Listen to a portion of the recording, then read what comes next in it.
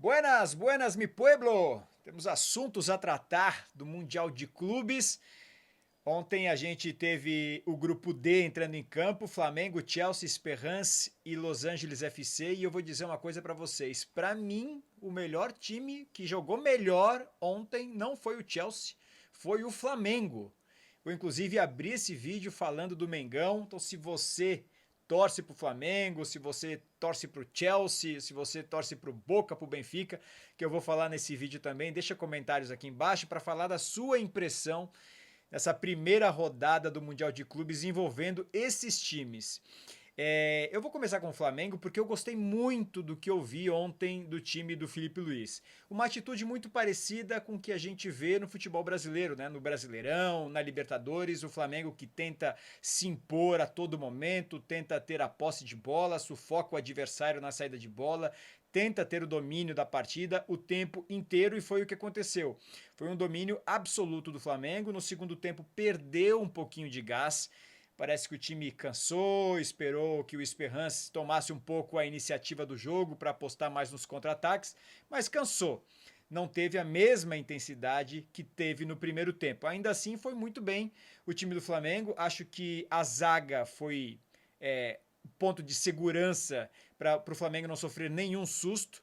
O Flamengo nos últimos 8 jogos sofreu apenas 2 gols. São 4 partidas seguidas sem sofrer gols. Isso mostra muito o trabalho que vem sendo feito da defesa. O Flamengo que pressiona no ataque, mas a defesa é muito segura, muito compacta. A saída de bola é muito boa entre o Léo Pereira e o Léo Ortiz.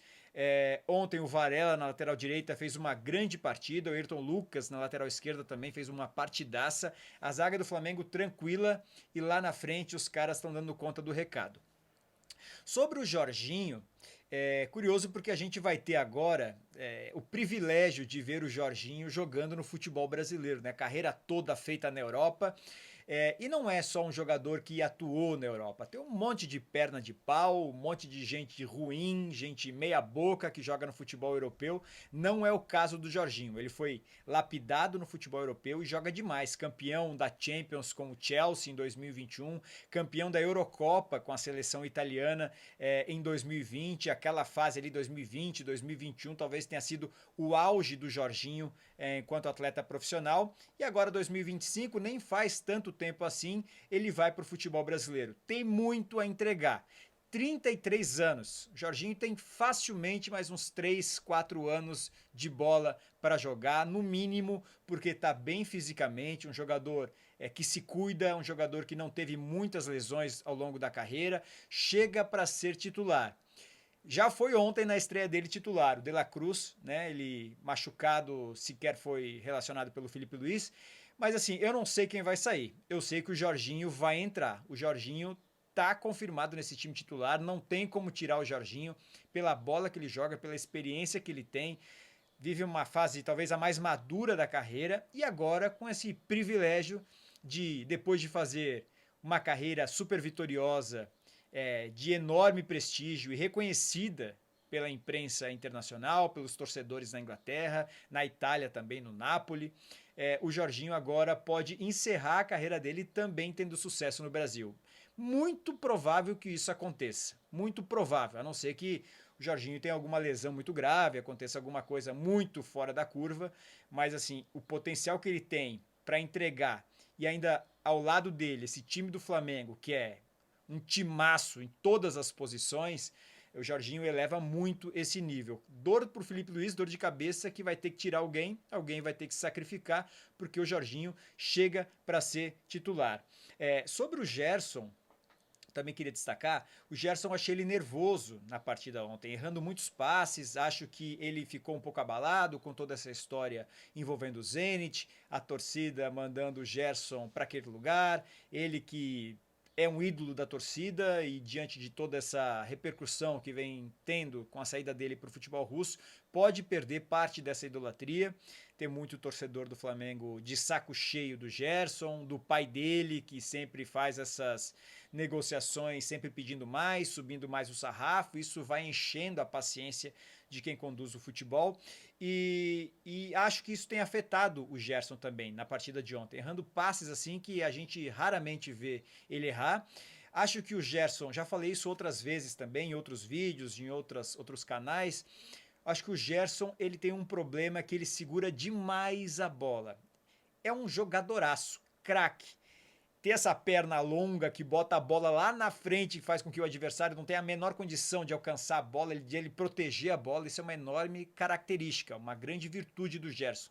Mas se ele entendesse que se ele pudesse ser mais rápido, mais dinâmico, às vezes são dois toques na bola, é um para dominar e outro para passar. O Gerson poderia contribuir muito mais para esse time do Flamengo. Ele precisa dar mais velocidade para o time. Por isso que eu gostava muito do Thiago Maia quando estava no Flamengo. Claro, são posições diferentes. O Thiago Maia mais primeiro volante, mas o Thiago Maia muitas vezes era um toque na bola, deixava o Bruno Henrique na cara do gol. Essa versatilidade, essa agilidade com a bola. O Gerson prende demais. Vai ser difícil convencer um jogador, agora já com 28 anos, se eu não me engano, 28 anos, mudar o estilo de jogo. É possível, a gente viu o Rafinha no Barcelona nessa temporada, teve perto de sair do Barcelona, não conseguiu entregar o melhor dele até essa temporada. Aprendeu que precisava mudar. Recuperou a confiança com Hans Flick, o Rafinha no Barcelona, e fez a melhor temporada da carreira dele, um dos candidatos ao prêmio de melhor jogador do mundo.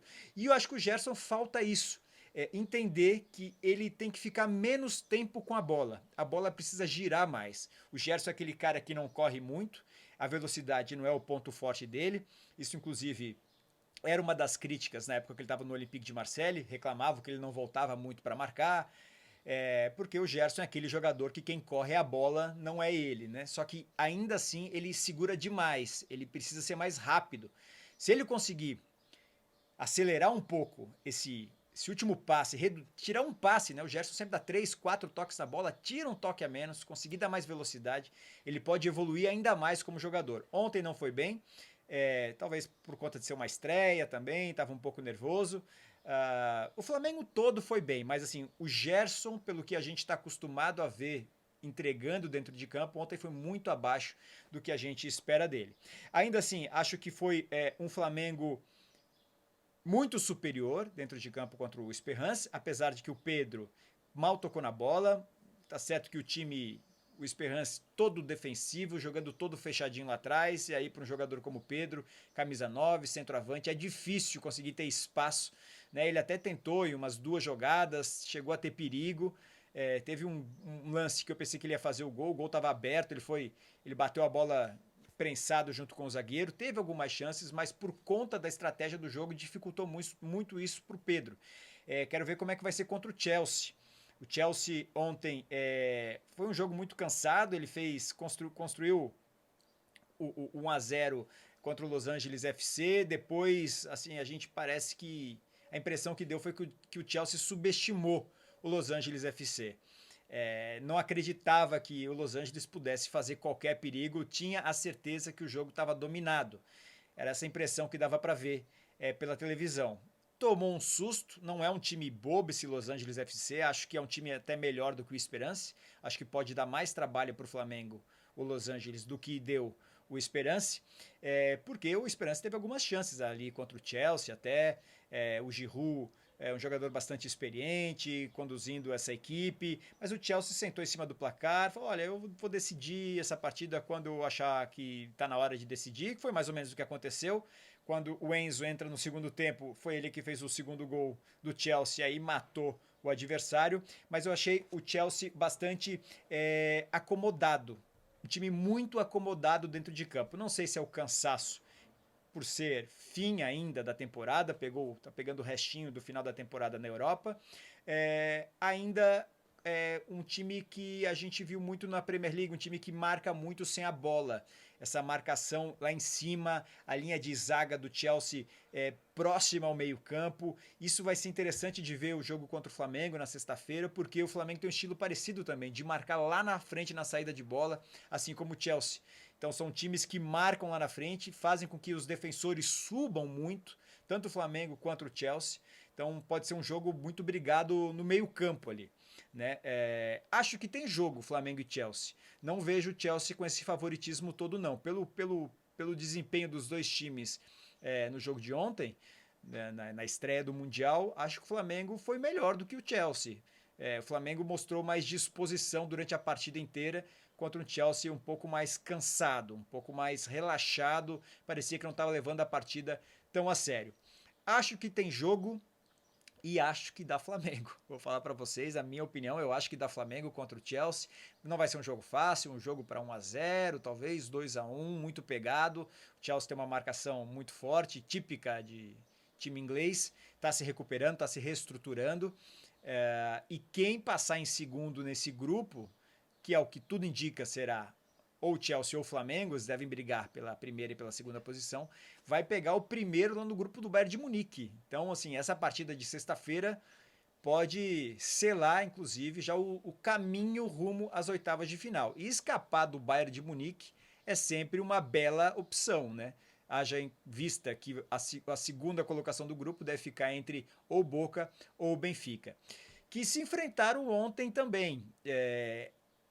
Acho um cenário parecido até. O Boca fez um primeiro tempo muito bom e depois se acomodou.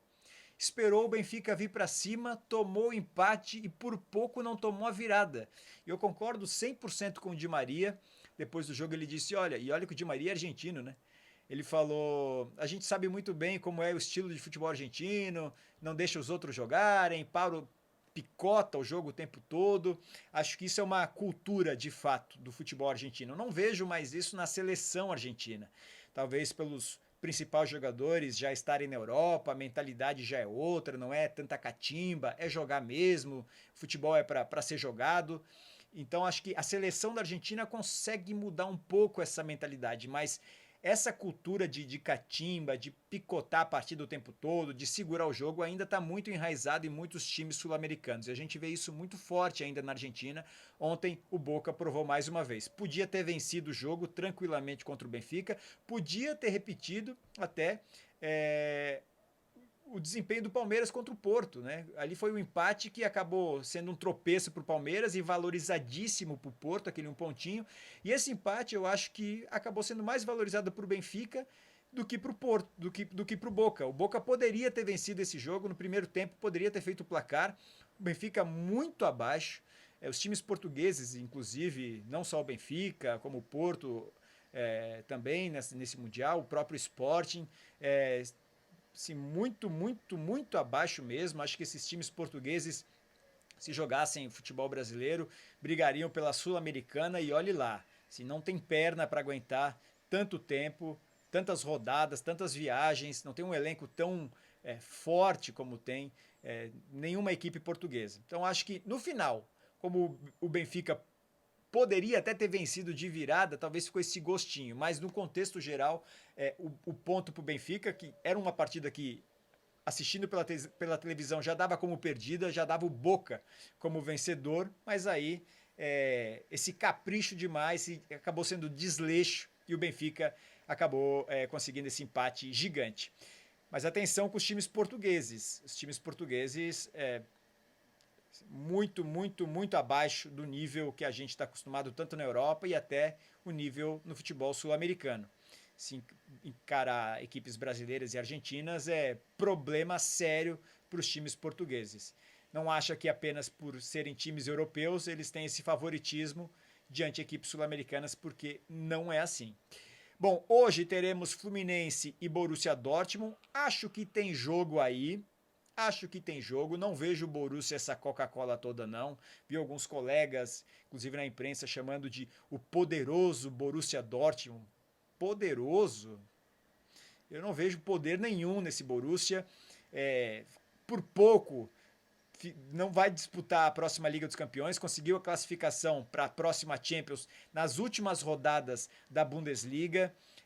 Fez uma boa Champions, mas assim, esse time do Borussia é mais fraco do que aquele time que disputou a final da Champions recentemente contra o Real Madrid, inclusive, 2024, lá em Wembley. É um time que perdeu muita força, então acho que tem jogo. Acho que o Fluminense tem condições totais de conseguir um placar bem interessante contra o Borussia. River Plate e Urawa Reds, acho que o River é favoritaço nessa partida. E fechando, Monterrey e Internazionale Milão, a Inter com um treinador novo, o ex-jogador, o Chivu, romeno, Mas é o time base da Champions, né? Esse time que eliminou o Barcelona na semifinal, um time muito forte defensivamente, que lá na frente tem Lautaro Martinez, tem o Thuram, jogadores grandes, importantes, decisivos, sabem jogar partidas desse tamanho do Mundial. Então acho que a Inter, por ter mantido toda a base da última Liga dos Campeões, é o grande favorito, apesar de vir com um técnico novo, mas assim, os jogadores são os mesmos, já se conhecem há algumas temporadas, então vejo a Inter como favoritismo. É isso aí, para você que ficou até agora aqui no vídeo, valeu demais pela companhia. Deixa um comentário aqui embaixo, quem você acha que começou melhor esse Mundial de Clubes lá nos Estados Unidos, e aí a gente vai debatendo juntos aqui quem está saindo na frente, quem está melhor, quem está pior, quem está decepcionando, quem está surpreendendo, e vou tentar trazer todos os dias aqui um vídeo sobre a minha análise, comparando os times brasileiros com os times europeus, para ver se há tanta diferença mesmo assim, diferença técnica entre os times do Brasil e os times aqui da Europa. Valeu, galera. Boa terça-feira para todo mundo e é nóis.